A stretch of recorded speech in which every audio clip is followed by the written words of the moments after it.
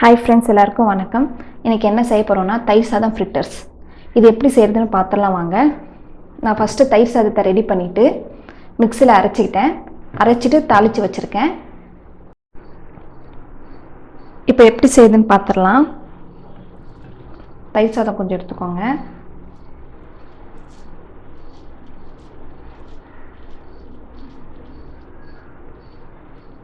நடுவில் நல்லா குழி ஆக்கிக்கோங்க.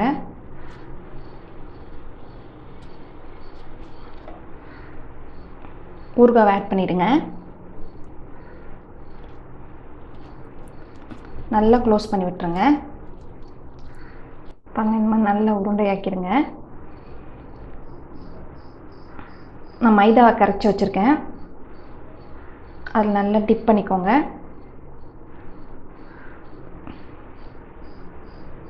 அப்புறம் பிரெட் க்ரம்ஸில் பரட்டிக்கோங்க.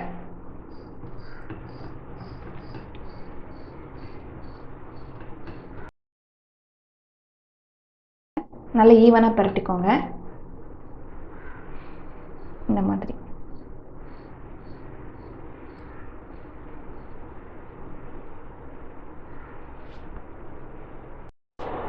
இப்போ நான் எல்லாத்தையும் உருண்டை பிடிச்சாச்சு. பேனில் எண்ணெய் ஊற்றி ஹீட்டும் ஆயிடுச்சு. நம்ம பொரிச்சிடலாம்.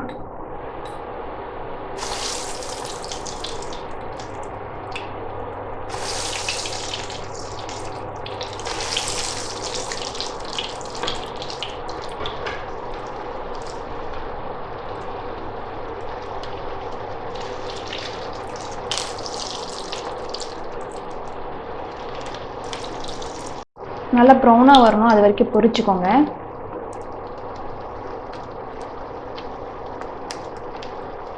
இது உடையாது, நீங்கள் பயப்படாதீங்க.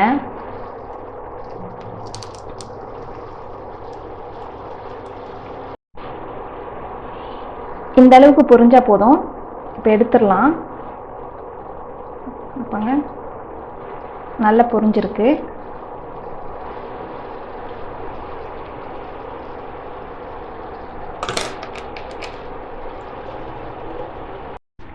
ஃபைனலாக நம்ம தயிர் சாதம் ஃப்ரிட்டர்ஸ் ரெடி ஆகிடுச்சு. நான் வத்தல் பொரித்து மேலே வச்சுருக்கேன். ஈவினிங்கில் நல்ல ஒரு ஸ்நாக்ஸாக செஞ்சு பசங்களுக்கு கொடுங்க. இது செய்ய ரொம்ப டைமெல்லாம் எடுக்காது, ஒரு 10 to 15 minutes தான் ஆகும். நான் குக் வித் கோமாளி கனி செஞ்சுருப்பாங்க, அதை பார்த்து தான் நான் செஞ்சேன். நீங்களும் உங்கள் வீட்டில் செஞ்சு பார்த்துட்டு எப்படி இருந்துச்சுன்னு சொல்லுங்கள். மறக்காமல் என் சேனலை ஷேர் அண்ட் சப்ஸ்கிரைப் பண்ணிடுங்க. என்ன வடையா, மசால் வடை மசால் வடையா, அருண் சுவை நாக்கில் உட்காந்து நடனம் ஆடுது.